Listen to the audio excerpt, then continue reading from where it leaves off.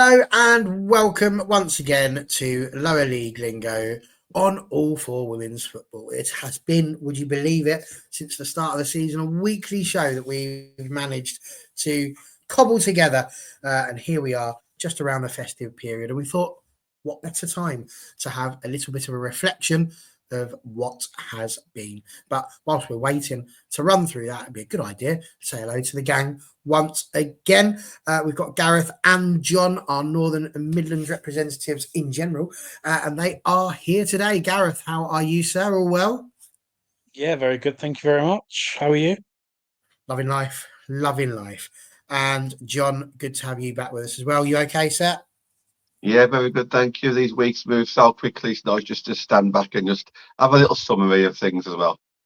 I think so. I think it'll be very good. So basically, we're going to run through the leagues, throughout a couple of little discussions with regards to how teams are getting on, what we're expecting potentially in that league.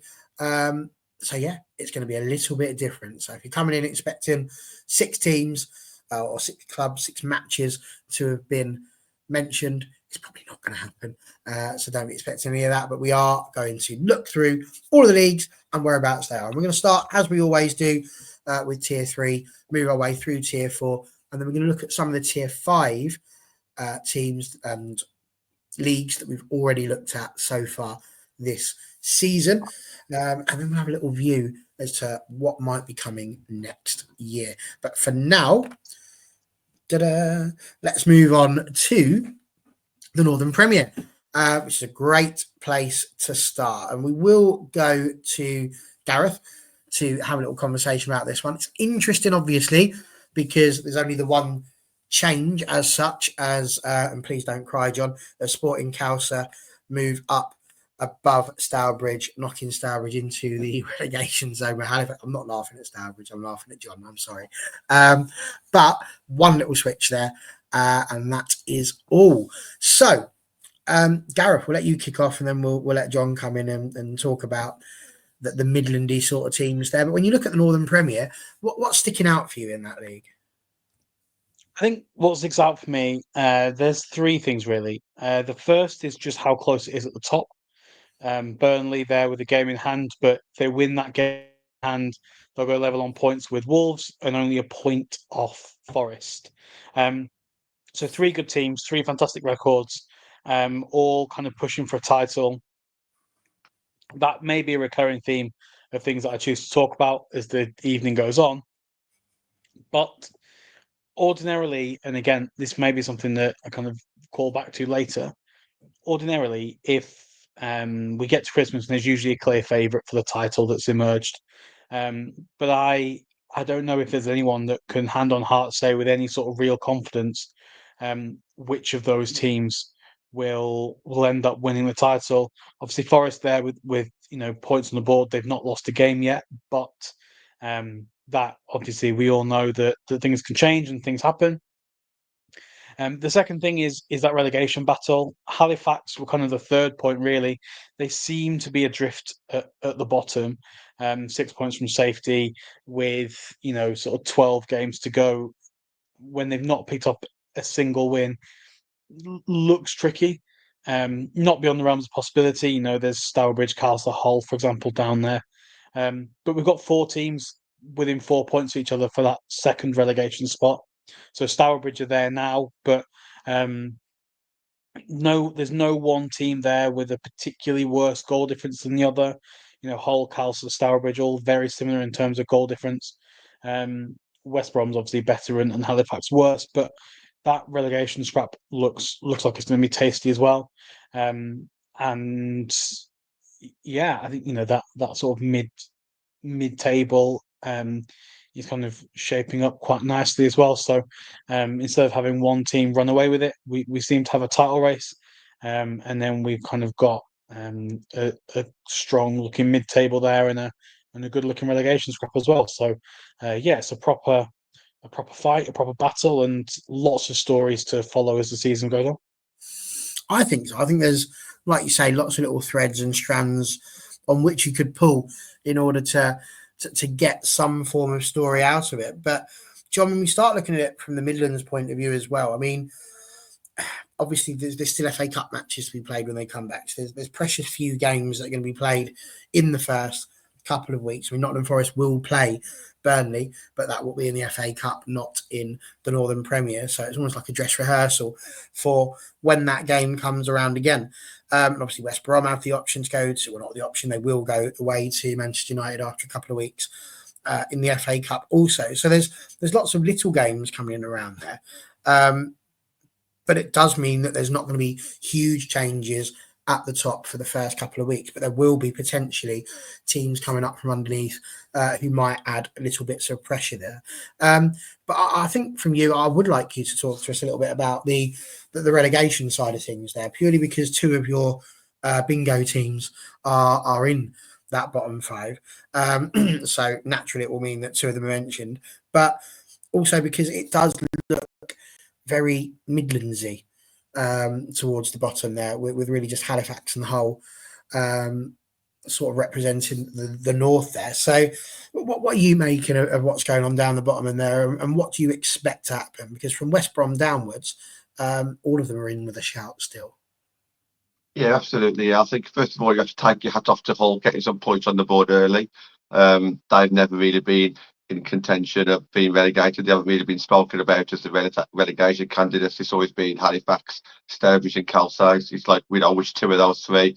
Obviously, since the start of the season, Hull have kind of limited how many points they've got since then.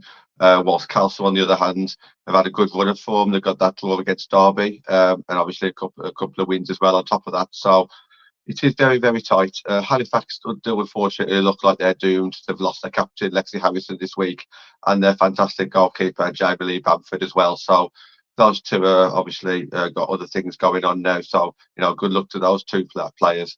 Stourbridge actually have actually got a bit of confidence at the moment. They just won Birmingham in the County Cup, so they're going to Christmas thinking with a bit of a boost. Going through to the County Cup semi-final.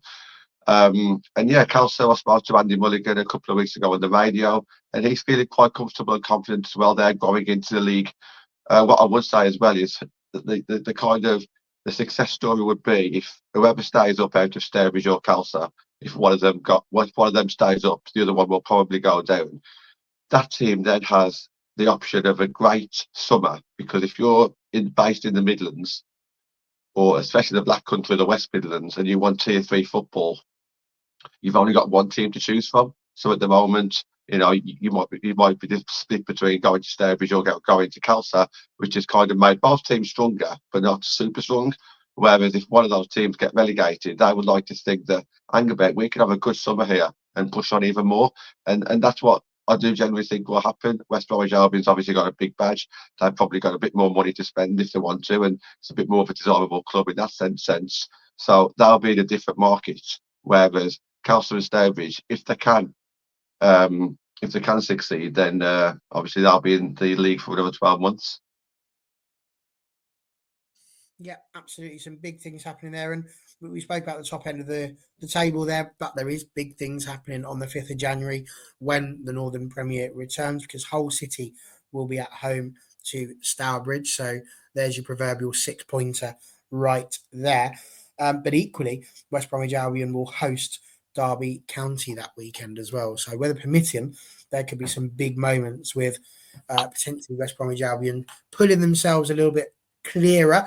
But equally, the likes of Hull, Stourbridge, big one for Hull. Hull get a win there against Stourbridge. They are distant from that bottom three. And like you say, the Calcio, Stourbridge, Derby becomes all the more important. So yes, very good. But that is the Northern Premier. Loads to be looking at as we move into 2025. But equally, we look over towards the Southern Premier Division, and you can see, so much going on here. It's equally tricky to decide where the title is going. Ipswich Town having an absolutely superb season, and fair play to Gareth, because he, from week one, when we looked at this, brought them up as a team that he was very interested in seeing how they would do. And I feel like there was more behind Gareth suggesting that than just going, what about Ipswich? Any danger they might do all right?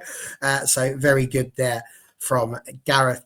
But as you can see, they are top of the table, absolutely smashing it. Undefeated, not a loss to their name. The only team in the Southern Premier to manage that. But obviously, Exeter and Hashtag, big things going on in that league. Oxford sort of drifting away a little bit now and might find themselves in a bit of a problem. Now, interestingly here, that their games played, I think, are also interesting to see, because although there's a couple of games in hand for some teams, for the vast majority, it's pretty level. So there's not a huge amount of, but if they win this game. So that, I think, also really matters. Watford were in that situation, but it all kind of went a little bit wrong for them as well. So they could potentially pull themselves in there, but the fact they're on the same amount of games as Ipswich does mean that they would be requiring Ipswich to drop points whilst they gain them. So that's sort of your top 6 looking quite big there. Lewis and Billericay, and I would say probably Cheltenham Town as well, looking pretty safe at the moment. But there's obvious relegation things. And I think you're in the same situation as the Northern Premier. It looks like MK Dons are going to fill the Halifax slot, and it looks like they will be dropping back down to Tier 4. But you're then looking at either Gwalia United or Plymouth Argyle. So really big stories, I think, going on there. And the fact that they're all pretty static in that bottom 5 just goes to show that it's not looking super brilliant for them. John, obviously Cheltenham Town are in there as well. A side that you often mention when you're looking at your Midlands reviews as well. Anything that you're noticing about the Southern Premier that sticks out for you? Yeah, well, you mentioned Cheltenham, so yeah, absolutely. I think that win of Milton Keynes, MK Dons, this past Sunday has obviously kind of cemented their place in the league, which is it's always a shame when you see the bottom teams drift away at this stage, because it's going to be so hard for them to get back into it. But yeah, just a word on Cheltenham, because they've obviously had a great season in the cups, and obviously being able to stay in that league will mean a lot to them as well. Just a quick point on that though. As things stand, it looks like 2 Southern teams from the Championship will fall into Tier 3, which means that they will probably both go into the Southern Premier. Cheltenham are the furthest team north in Tier 3 South, and it's not great for them because a lot of their players live southbound of Cheltenham. So just watch your space on that one, because it's not a good position for Cheltenham to be in that sense. So it's definitely something that's going through their mind at the moment. But results-wise, absolutely fantastic, I feel. And I do want to shout out Exeter as well. You know, got promoted last season, just pipped Bournemouth to the post, and look at where they are. It's absolutely fantastic. So a shout out to Exeter for me.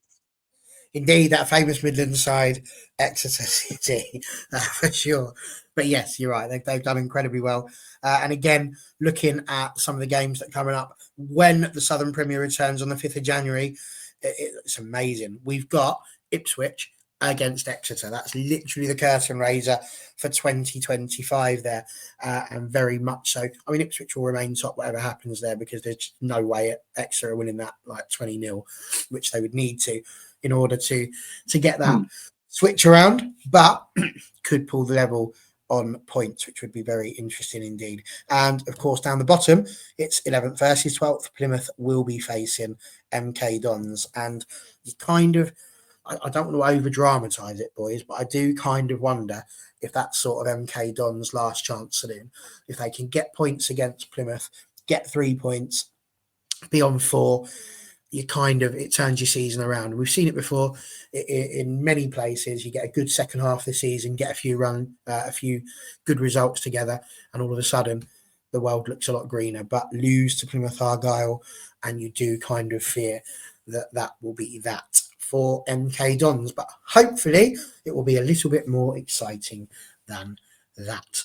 Let's move on to Tier 4. That's our Tier 3 review. We're going to move into Tier 4 now. And in Tier 4, there are, of course, 4 leagues, but only 1 in the north. And, of course, our resident northerner, Mr. Gareth, is going to have a little look at this one for us. So, again, with regards to the Division 1 North, I mean, it's a crazy league. I think you mentioned it a few times before. This may well, is this the one that you said is currently your favourite league of them all? Yes. Yes. Yeah. I don't know which way it's going to go.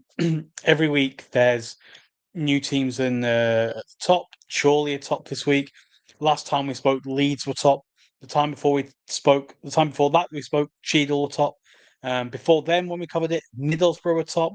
Middlesbrough have now dropped away down to fifth. Obviously, games in hand can take them back to the top. It's all kind of that top half of the table is crazy. And considering that one of those sides is a promoted side, and one of them is a relegated side, like it is really totally up in the air. You've got Cheadle at the top in second place there as a promoted side. You've got Filed, who are at the bottom. I assume on goals scored because they've got the same goal difference as York. They're a relegated side, so they're at risk of dropping down twice in a row, whereas Cheadle are fighting for successive promotions. Barnsley doing what most promoted sides tend to try and do or at least initially aim to do when they get promoted, and that's kind of currently as things are settling around mid-table. Stockport only a point away from that relegation zone. They're going to want to look to try and push out away from that. I genuinely don't know which way this is going to go. I think there's 5 teams that could win the title, and there's 5 teams that could go down, and only really even Barnsley could get dragged into that relegation battle. I think there's only really Durham at the moment where you could go. They're probably comfortably mid-table. Probably not going to get threatened too much with that relegation spot. Probably now at this point, 10 points adrift of the top, aren't really going to challenge for that title. So, yeah, whether we see teams looking at Durham as they've got nothing to play for, let's go out there and let's outwork them. Let's want it more than them. Let's try and get a point or 3, potentially. But yeah, I mean, I don't want to spoil kind of a league we're going to touch on later, but I do get the impression that the North absolutely loves relegation scraps, which we may touch on later on. But yeah, I mean, kudos to Chorley and Cheadle. Chorley last season were kind of nowhere near the top. They were sort of comfortably in the league, but that was that. This year, absolutely flying. Cheadle have taken to the league like a duck to water. Leeds look like they're finally kicking on, and making a push for the title. Middlesbrough, Huddersfield have been in tier 3 recently. They're looking like they're playing like tier 3 sides, and yeah, what a league! And I think anyone, even more so, I think you could probably look at the Northern Premier and say Forest haven't lost the game yet. I reckon Forest will probably maybe the slight favourites to take that championship. This one, who knows? You've got 3 teams who have won 8 games and lost 3 as your top 3 sides. The only reason Chorley are there is they played an extra game and they drew it. And yeah, I think, where we're looking for threads to pull, this is a ball of yarn. Like, you could pull this any which way, and so many things could come from it. And just really looking forward to seeing how this pans out and how this progresses over the next sort of 4 months or so. I think you put on this ball of yarn, Gareth, you're going to end up getting knotted because I don't think you're ever going to fully map out where it could go. You were quite right about York and Fylde. York have scored 14 goals and Fylde have scored 13 goals. So even that is absolutely as tight as it could be. And it'll be interesting again, 5th of January, when Division 1 North kicks off again. Chorley and Cheadle are both going to be facing Barnsley and Durham Cestria. So they've got the mid-table tides, whereas Leeds United have got Stockport. So 6th, 7th and 8th will play first, second and third, which will be quite a thing. But there are a couple of big games. For example, Doncaster Rovers Bells will face York City, which feels quite big in terms of that relegation scrap right there. So that I would say is probably the big game for me in that one, because it does give either side the opportunity to escape. But as you say, looking the way this is going, I wouldn't be surprised if they both end up on 11 points. And it'll just be where people are from that. But absolutely, this one is fascinating. And I am sure we will be revisiting this one many times between the start of January and, of course, the end of the season. So that's Division 1 North. But in the Midlands, bit of a weird one, this, because literally every team is in exactly the same position. Now, the main reason for this is because obviously the ups and downs that we have used in our show are often talking about ones that we may not have seen for a couple of games. There might have been 2 games in it, something like that. So it's a bit more obvious sometimes. This one, obviously, John, I believe, spoke about last week during our FA Cup special. And so therefore, not a lot has happened. So I can't imagine it's going to be the world's longest conversation from John. But nonetheless, he still has bits and pieces to say. And again, I mean, it doesn't feel like it's the quite most exciting one when it comes to relegation scrap. That's almost looking confirmed at this point, but certainly up the top there, John, anything can happen.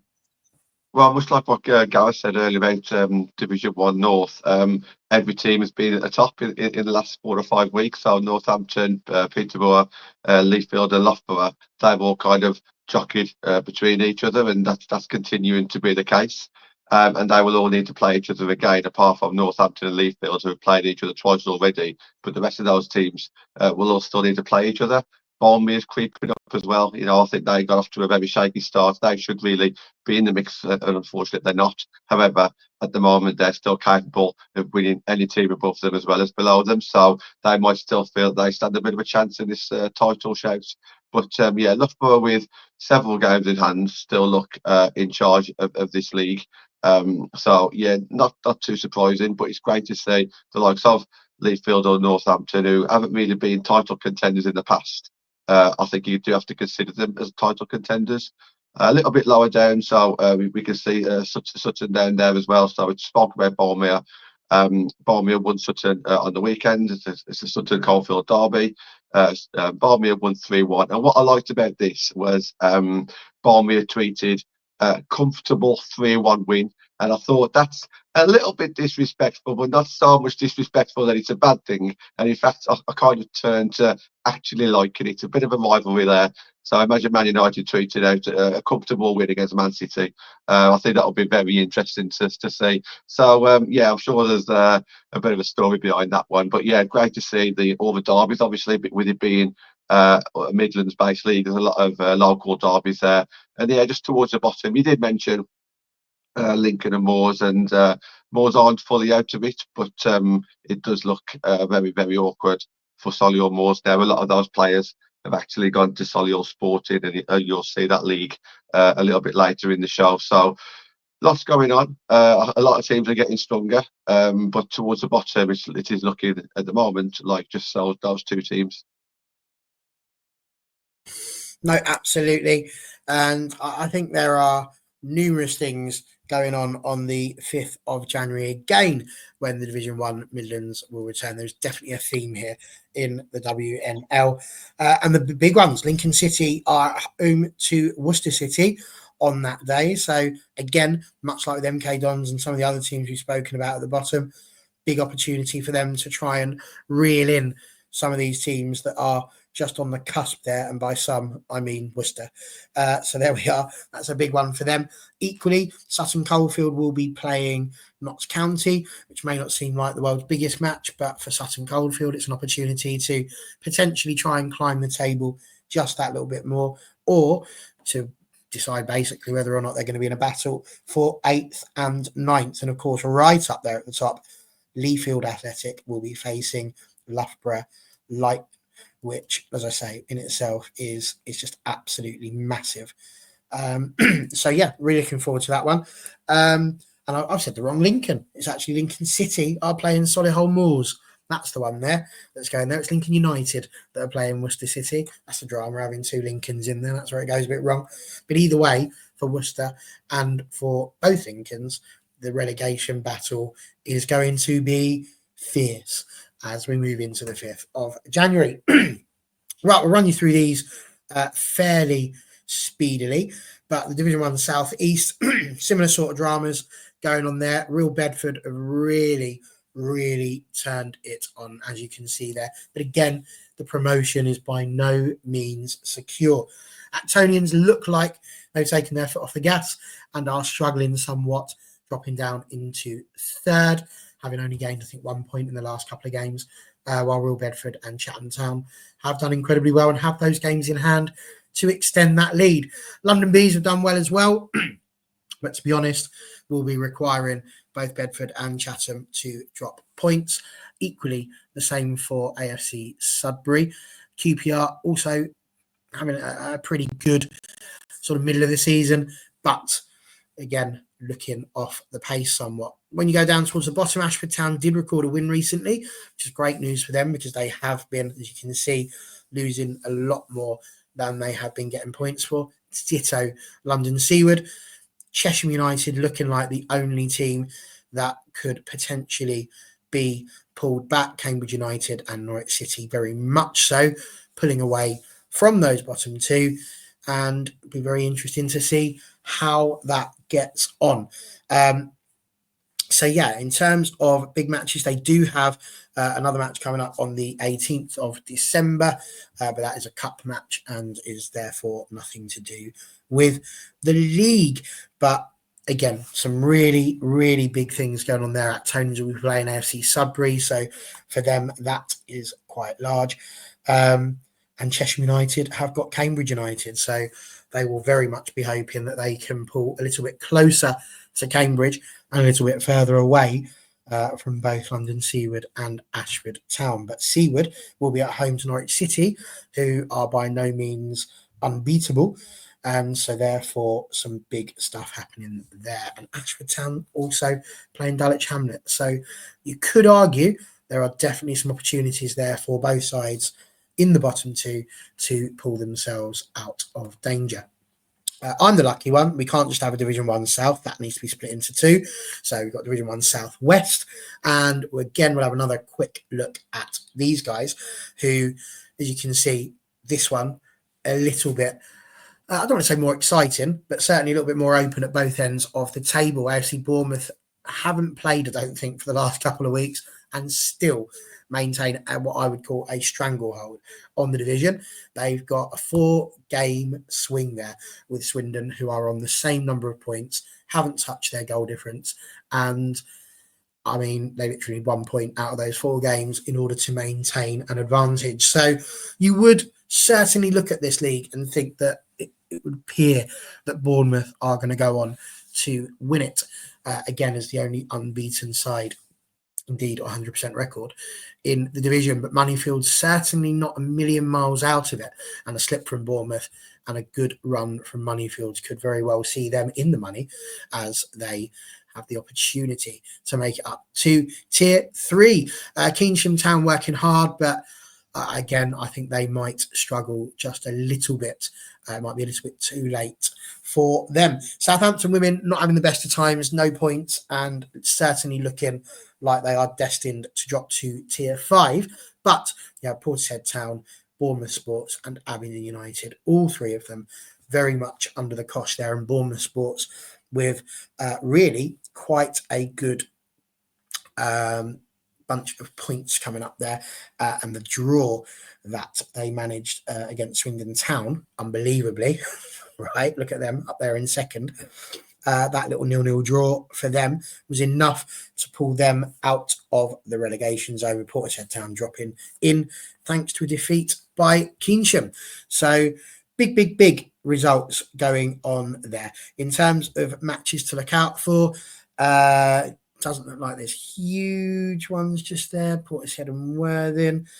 No, it's nothing major there. Bournemouth have got Maidenhead. That's probably the two teams that are closest enough. But of course, the big one will be AFC Bournemouth against Moneyfields at the top of the table. Winner goes top or stays top, depending on how that runs.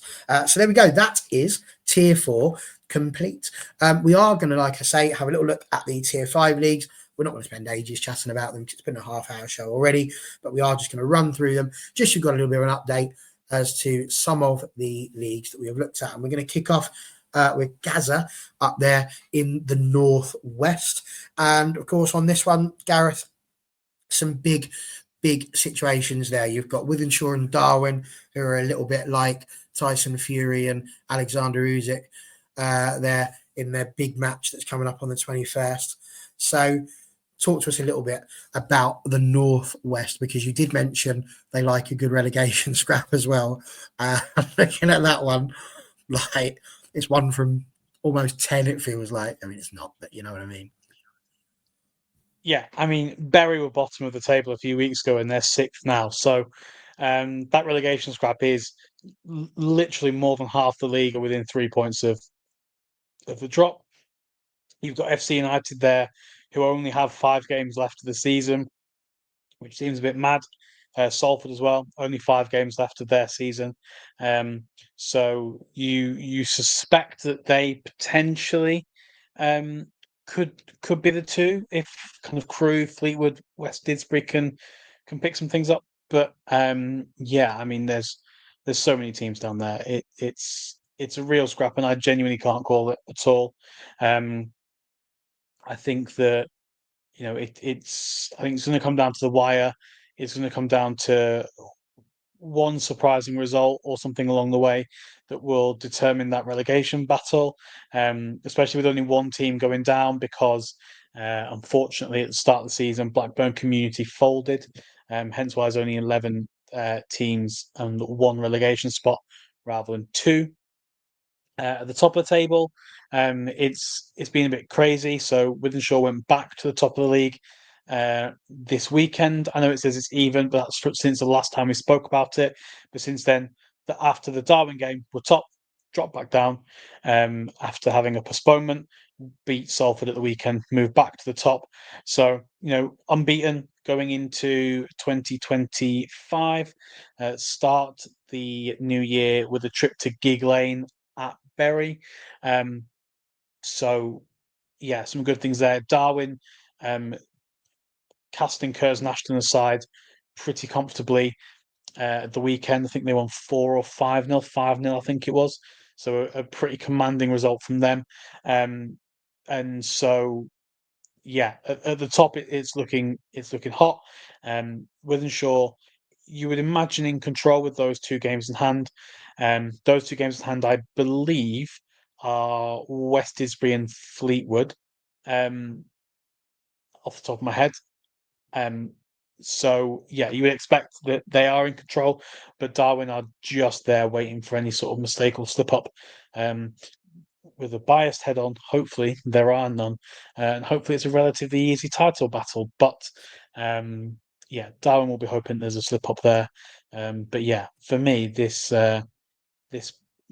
bottom 6 separated by 3 points is where the real stories here are.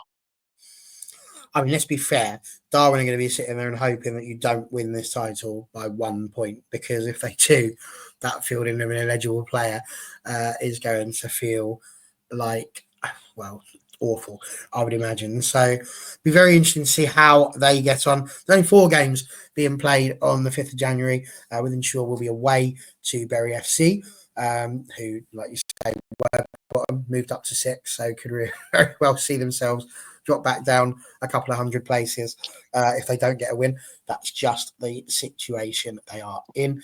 But aside from that, Darwin not playing. Curzon Ashton they're away to Tranmere Rovers. So yeah, be very interesting to see how that top 4 changes. Darwin will probably remain second, could end up third, but yeah, Tranmere could also try and pull themselves into this title picture as well. So lots going on there in the Northwest Regional Football League. Over to my gaff now, the Eastern Region. And I mean, this has been a very interesting league as well. There's so many times in this league, there's just been runaway leaders. AFC Sudbury did it Will Bedford did it. Now you can see Royston Town doing it. And they did lose a game, which was rather exciting for everybody in the league because they were kind of hoping that maybe, just maybe, we might actually get a title battle. But as you can see, as it stands, not quite there. Luton would have to win their 3 games in hand. If they do win their 3 games in hand, they obviously go level on points with Royston, which would be at last a title battle of sorts. But obviously the teams below will kind of be hoping that that's not quite the case. They will be hoping that Royston and Luton do drop some points, and you're looking really there at the likes of St Albans and Stevenage sat there on 9 points with 9 games with 15 points, and they will be hoping that obviously they get the opportunity to pull themselves up that ladder a little bit more rather than just fighting for third. Enfield and Bowers are higher, but that very much comes down to the volume of games that they have played. Haringey Borough sitting firmly in the middle of the table. Needham Market and Cambridge City. That's an interesting one. Cambridge City didn't have very many points. They were on 0 for a long time, but a couple of wins have really helped them out, and they're now only 5 points away from Wroxham. Wroxham, again, a side that started the season incredibly well. They were up there in the top 5. They have dropped during the season, but again, have only played the 9 games. They do have the games in hand and the opportunity to pull away from the likes of Needham Market as well. And Needham Market are usually a very good side, so it is very interesting to see how Watford Ladies Development, who come up from Tier 6, and Dewsendale and Hellersden, who've done exactly the same. They're from the north and the south of the eastern region. They are currently, as it stands, looking like they will be remaining in the league next season. So loads and loads and loads of little stories that go on throughout here. But the title battle, unless Luton win, as I say, all 3, will not on this occasion be the most incredibly exciting thing that we have ever seen. Again, matches start on the 5th of January. Teams like St Albans, Stevenage, Watford Ladies and Luton Town won't be playing because they've got their League Cup matches that need to take place. But Needham will be looking for a win against Haringey Borough. Wroxham will have to try and beat Royston Town, who will have the opportunity to go just to 12 points clear at the top of the table, while Cambridge City will need to get points from Dewsendale and Hellersden. And if they do, that does just bring Dewsendale in with a shout of the relegation battle. Enfield will be playing Bowers and Pitsea in the battle of who's going to be third at the end of the weekend. So some, again, big stories that I'm sure we will look to follow here in the Eastern region. We're going to move up now to the northeast. We're not being horrible to John. He's only got 1 league that he's covered so far this year in Tier 5. So we're just keeping him quiet for a little bit longer. But we are going to go back to Gaza, who has looked at both of his northern leagues. He's looked at the northeastern one. And again, we all had the conversation about Chester Street Town and how well they did with their FA Cup escapades. But in the league, Gareth, they're doing just as well. Yeah, I mean, they came down from the National League Division 1 North last season. And yeah, we know sometimes it can be tricky to kind of gain that momentum back once you are relegated. We've seen that with Fylde. We've seen that with FC United as well. But they seem to have kind of bucking that trend a little bit. And yeah, unbeaten, comfortable there towards the top. There were a few weeks where it was a little bit kind of spicy and looking close. I think South Shields were there or thereabouts for a bit. Pontyland and Alnwick Town were kind of putting some pressure on. But you know, for Chester Street to be 4 points clear, 3 games in hand, is relatively comfortable for them. So yeah, I don't imagine there's going to be huge kind of changes in that title battle. Obviously, everything can change. You know, a dip in form for Chester Street will allow teams like Pontyland to come back into it. But it's really, you know, they're going to need to win those games against. It's going to require one of those sort of other couple of teams to really go on a strong run and try and close that gap. You imagine it's probably going to be Alnwick or Ponteland that would rival that. The others, I think they're too far apart now. Down the bottom, it's looking close. Hull United have those 3 games in hand, so there is the potential for things to mix around and move around down there. We'll see what Harrogate Town can do, having played a few more games than Hull, and likewise Wallsend and York Railway Institute as well. So, less close than some of the other leagues we've discussed today, but there's definitely still the potential for things to mix around. Definitely still a relegation battle going on here that teams will want to avoid or pull away from. But I think, like you mentioned there, Barry, the title challenge, and this is all credit to Chester Street, does seem a less exciting one at this stage of the season. It does indeed, but it could at the start of the year turn slightly towards the teams that are chasing's favour. Now, Alnwick Town will be the odd team of the 11 who do not get the opportunity to play on the opening day of 2025, but Chester Street will be at home to Ponteland United. So if Ponteland can get a win in that one, it might just cast a little bit of doubt into the league leaders, just a point between the two, if that were to happen. Yes, with the 3 games in hand still to go, but as Gareth always says, he'd much rather have the points on the board than the games in hand. And so just that little bit of pressure in them becoming sort of a bit more must-win than they are with a 4-point cushion. So that'll be a very, very big one there. Hull United have got a tricky one. They have got Wallsend. They will be at home. But again, if they can win that one, all of a sudden, they're level on points with Harrogate. And if Harrogate do not beat Spennymoor, will actually come out of the relegation zone, causing Harrogate a bit of dismay, but also leaving Wallsend and potentially York Railway Institute in trouble there. They will be facing Sunderland West End. So that relegation zone could open up just a little bit, with obviously just the one side dropping down this season. Right, John, thank you for waiting patiently. The West Midlands, just so you know, there is an East Midlands that does exist, and we will do our very best to try and bring you some of that next year. I've got equal things to say about the southern ones because apparently I've got quite a few. So I've got to go and do some homework over Christmas and see if I can find some other leagues to have a look at there as well. But John, you're here on the West Midlands one. Again, lots of teams that you mentioned here on the regular. We've got Kidderminster Harriers, Lye Town, Shifnal Town. We've spoken about them many times. Solihull you've brought in quite a bit. Quite exciting on both ends of the table here. Yeah, massively. So Lightown were my tipper at the start of the season. I thought that they would go on and win this league, not comfortably, but just about based on experience and their gradual progression. They're now top of the league for pretty much the first time this season. Their reserve team or development team are also in the top 2 of their league, so they're quietly going about their business and doing a great job. So they leapfrogged Shifnal because Shifnal was due to play Kiddie Harriers at the last week, but unfortunately Kiddie played Blackburn in the FA Cup, so that put Shifnal a game behind. And then towards the bottom, Port Vale, if you just have a look at that, I don't know the reason why they've only played 5. I never even clocked it until I saw the league tables earlier. It's quite surprising. I'm not too sure what's going on there. I'll try and find out for the next show. But so that I wouldn't say they're in a relegation battle at all. But the bottom 3 really are, because I mentioned Solihull Sporting are building their team and they are getting stronger and stronger. So I think they'll consider themselves favourites as well with 2 games in hand.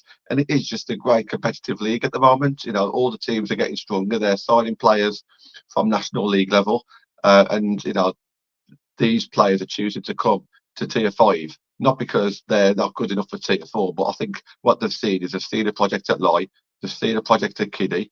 I think Shifnal have come out of nowhere, in my opinion. They've always been a very solid Tier 5 side, but never really title-winning sides. And those 3 teams are looking really strong. So, yeah, I can't wait to see how that happens, how that goes in the next few weeks. Absolutely. It's definitely a very, very interesting league. And it's also interesting because they are the only league that have got, I say the only league out of the leagues that we are covering that have got games scheduled in for this Sunday. Still games to be played. Lye Town will be away to Port Vale. Shifnal Town will be away to Camden Court. And of course, Kiddie will be at home to Knoll. And at the bottom, Solihull Sporting Ladies will be at home to Shrewsbury Town. So some big ones there. Coventry Spicks at home to Burton as well. So they've got games to be played this very week. So even now, that could still all change before the end of 2025. And I believe we're on to our last league, which is, of course, the London and South East region. I wanted to throw this one up there. We've only looked at it a couple of times, well, actually once, I think, but it was one that we've looked at, so I did just want to throw it out there for you. And Fulham were top of this league when we looked at it last time. I think there was only 3 games played at that point. But if you look at it now, it is a massive, massive change. Dartford moving up to the top of the table. Dorking Wanderers remain in second. They've been incredibly consistent this season, with Fulham dropping into third. But the bulk of that is because of the fact that they have not played as many games, played the least out of anyone in that league. 5 games still to play. For those of you that need quick maths, that's 15 potential points. So if they were to win all of those games, they would end up on 37 points, to be 5 points clear of Dartford. So some would argue very much still in Fulham's hands, but just below them, Saltdean United, equally in a strong position with 4 games in hand. That's 12 points sitting there ready to be done, and they can end up on 34. So as good as Dartford are doing, they could find themselves in third if both Fulham and Saltdean manage to pull themselves together. So big things happening up the top there. Barking sort of struggling a bit. They've got a 50-50 sort of record, so it's not looking great for them.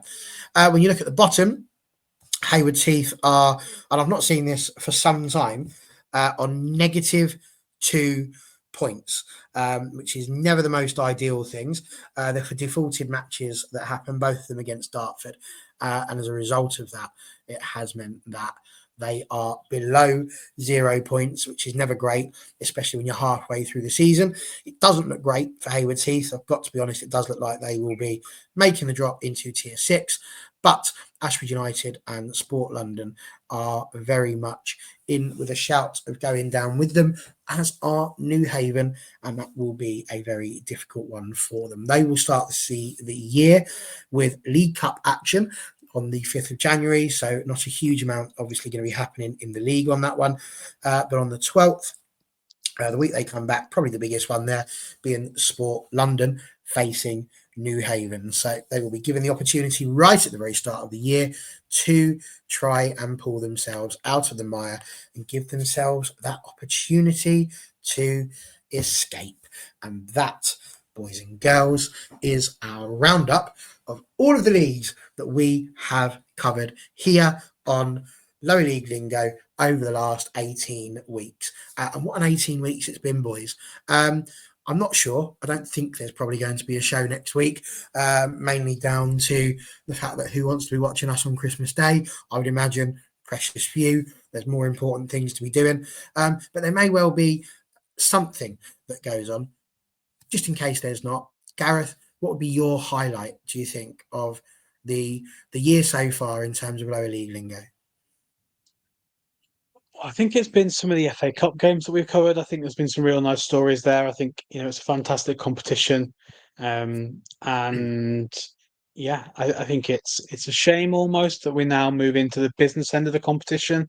I think some of those stories will kind of fade away, or kind of drift away from our remit, really. But yeah, I've really enjoyed talking about the FA Cup. Absolutely. And John, for you, it's going to be very hard for you to pick a highlight, I'm sure, because you might have to narrow it down to just the one team. But what would you say has been your highlight of the last 18 weeks? I think my highlight has been seeing some of the teams that's not necessarily got the most money actually putting in title runs. So obviously Forester a full time, but Wolves pushing them all the way. Leafield have not a big badge at all. Probably you guys might not have even heard of Leafield up until 18 weeks ago. So I think that's fantastic that they're pushing, and also someone like Shifnal as well. Again, a very small town. So they're pushing for titles, which is great to see. Absolutely. And for those wondering what my highlight has been spending time with all of you. Like, genuinely, when we first thought of this idea of All for Women's Football as a channel, this was very much the heart of it. It was every league, every country, trying our best to get the stories that are out there. And it's very difficult for me to go out there and get the stories from Mexico because I'm not Mexican. So, it's a very difficult thing for us to do. But here in England, there is an absolutely massive and exciting pyramid of football that is just waiting to be bursting out from underneath the seams that are holding it back at the moment. And I think that has been absolutely shown over the last 18 weeks, and we will look to continue to do that as we move into the next 18 and beyond. We've already had a chat as to how we can freshen it up for 2025, so you have to make sure you come back here and see what it is that we have done. But yes, we are looking to freshen up how we deliver it, and today has been a very helpful way of us having a look into how that might look. So thank you all for spending your time with us and dropping in, whether it be for a couple of minutes just to hear your favourite team mentioned. Maybe it's your team, maybe you're a player and you've just dropped in because you're getting a bit of a thrill out of hearing your name mentioned on here. Excellent. Make sure, tell your friends, like and subscribe. By all means, do come and join us more. And if we don't see you before next week, have a really restful and peaceful Christmas, and we'll look forward to seeing you on the other side. Merry Christmas and goodbye.